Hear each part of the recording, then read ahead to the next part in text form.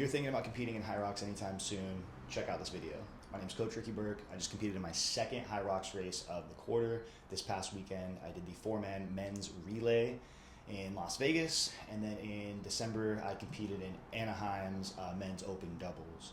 And this video is going to discuss my top 3 takeaways, tips, tricks, whatever you want to call it, to be successful in your next HYROX race.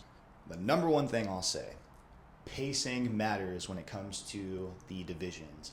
Yes, on paper it's 8 movements or 9 movements if you count the running. Whether it's a singles, whether it's a doubles, or whether it's a relay, those are going to be completely different pace styles. I know this because I've trained in all 3. I've raced in 2 and I train in the, typically I train solo. A lot of times when you are solo training, that's more of the marathon style of training. You're trying to pace yourself, you're trying to focus on your fueling, and when those dips in heart rate, we can recover and then push at the end when it comes to the lunges, the wall balls, and the runs in between to catch up. I almost did myself a disservice training solo when I was getting ready for my duos, because the duos is much more of a sprint. Yes, you have to run together, but in the stations you can half and half or split, and it's a lot easier if you communicate with your partner. Now granted, running together is the toughest part, so as long as you guys are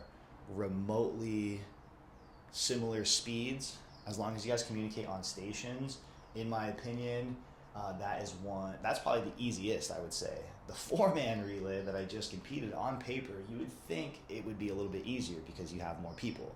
Not exactly. As you could guess, if you were to do a solo, you do everything by yourself. If you do a duos, you have to run together, but you could split up the stations however you want. Hypothetically, I could have left my partner for dead and had him do all the stations. I didn't. So that way we were able to maintain about a 4-minute run pace and then sub 4 minutes on most of our stations. Because as long as we kind of maintained 80-85% on the runs, we were able to redline those stations and then kind of use our runs as recovery. Technically, you're not really supposed to do that, but since it was a doubles, we kind of knew each other's gas tanks and each other's endurance levels, so we got to push. Now fast forward to this last weekend. On paper, there's 4 of us, so it should be easier, right? No, that shit was way harder because you have to do 2 entire stations by yourself, no help. So in theory, I think this is where people actually messed up. They're like, oh yeah, it's 4 people, we'll have more help, but you cannot split your stations up.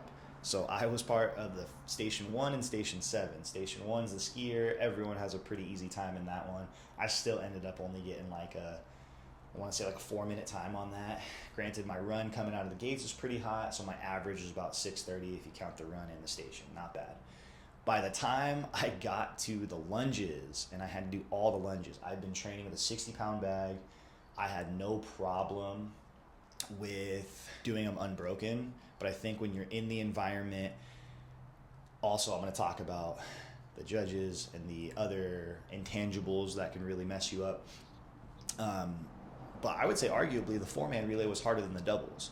So do sims. The number one thing I would tell you is if you have a gym that has enough space, simulate a race, whether it's your partner, whether it's a solo. It's so worth it to work out those kinks, because the next thing I want to talk about is the intangibles. Like so many times I sim by myself, with a partner, with the team, and our times are vastly different from the actual race time, because you have to take in consideration, yes, the rock zones, which is the time in between the running and the stations that does get added onto your time. Most gyms don't simulate that, so you always have to keep in the back of your mind, you're gonna add a couple minutes on top of that. Now, for our particular 4-man relay, it took place in Las Vegas, which is great. They tried to make it a little too fancy, however, by making it glow in the dark. They just turned the lights off. They didn't do any like neon lights, any signage or anything. And unfortunately, this is where checking out the course layout is super important. Unfortunately, we already did our due diligence and we knew that the layout was going to be weird. But since the lights were off, Brad and I both wear contacts, so we can't even read the signs. Unfortunately, between our races, me, Manny, Brad, and Callan, when we got to the stations, we're solo, so we don't have a partner telling us where to go. were yelling at these water guys like, hey, where's the lunges or where's the ski, where we're supposed to go? And unfortunately, they didn't know where to go because they were just handing out water, which leads me into my last gripe, at least of this kind of section, is the judges. There's nothing wrong with giving feedback. But in my opinion, especially with the fiasco of no lights, there was 0 judges actually directing the running and telling us where to go, but there was 6 judges watching me do lunges. And the craziest part, and you have to take in this consideration as well, I'm a good lunger. I was banging my knee against the ground every single time to the point where it hurt.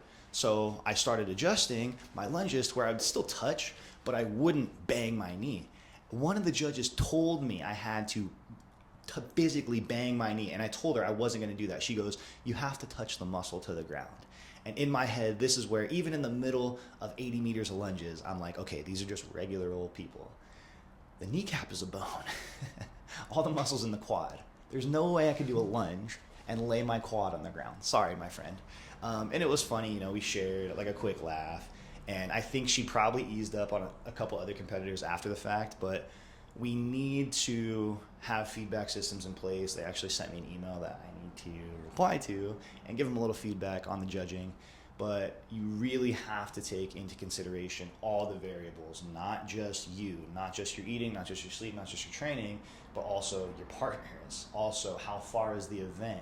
Also, are you going to have to sleep there? Do you have to run around certain people in your heat? Are you open? Are you pro? Like, there's a lot of things you got to think about. And that just takes reps and experience. Now that I'm a couple months into committing myself to HYROX training, it's a lot easier to compartmentalize each individual race. Which leads me to my last, and if you're not doing it now, you're gonna have a really hard time. Do your mobility training. Mobility matters so much in HYROX, not just a performance aspect, it's a race, right? There's judges.